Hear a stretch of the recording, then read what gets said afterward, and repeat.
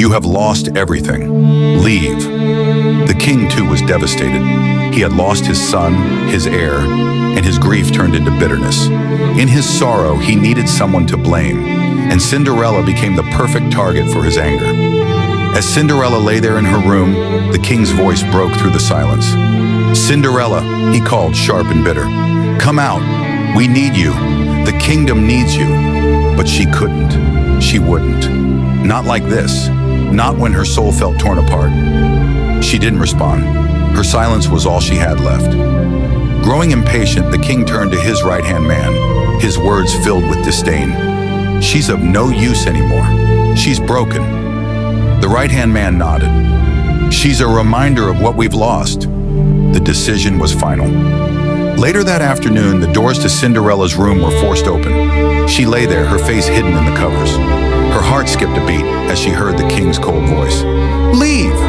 Cinderella's head snapped up in disbelief. "Please, your majesty, please don't. You are no longer fit to live in this castle." The king's voice was firm, filled with finality. "You have failed us." Cinderella's heart shattered. "I will do anything to stay. Let me help. I can cook, clean, do whatever is needed. I need to stay. I have nowhere else to go." The king's cold eyes flickered with contempt. "You are nothing now, a broken woman. You think I would allow someone so useless to stay here?" She fell to her knees, trembling.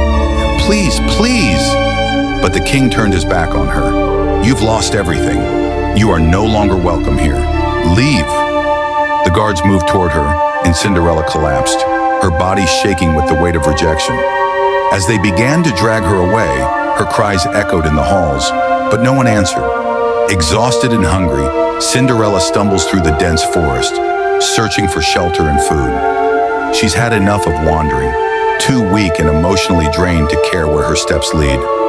The night is drawing in, and the sky has darkened with the weight of her grief.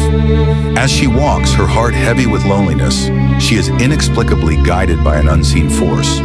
The glow of a distant, eerie light beckons her forward, and she follows it, her steps faltering, but driven by something unknown.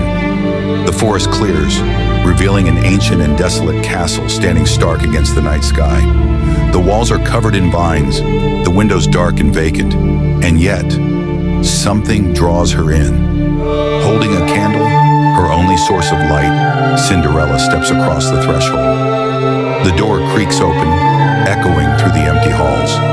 The air is thick with silence, the kind that presses against her chest. She wanders through the dark castle, finally finding a room with a bed, old and covered in dust. Her body aches, and she welcomes the rest. She sits by the bed and places the candle on a small table beside her. As her tired eyes scan the room, they settle on a large, ornate mirror that stands across from the bed. She rises slowly and moves toward it, her reflection staring back at her, tired and broken. Her hand moves automatically to her ring, the one given to her by the prince. She removes it, gazing at it for a moment, her fingers tracing the engraved names, memories of happier times. The weight of everything she's lost overwhelms her. She sighs, staring at her reflection with sorrow. As she looks up, she sees someone behind her in the mirror. The dark figure looms, a presence she can't quite comprehend.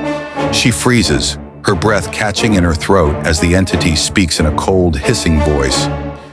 "Are you alone, little one?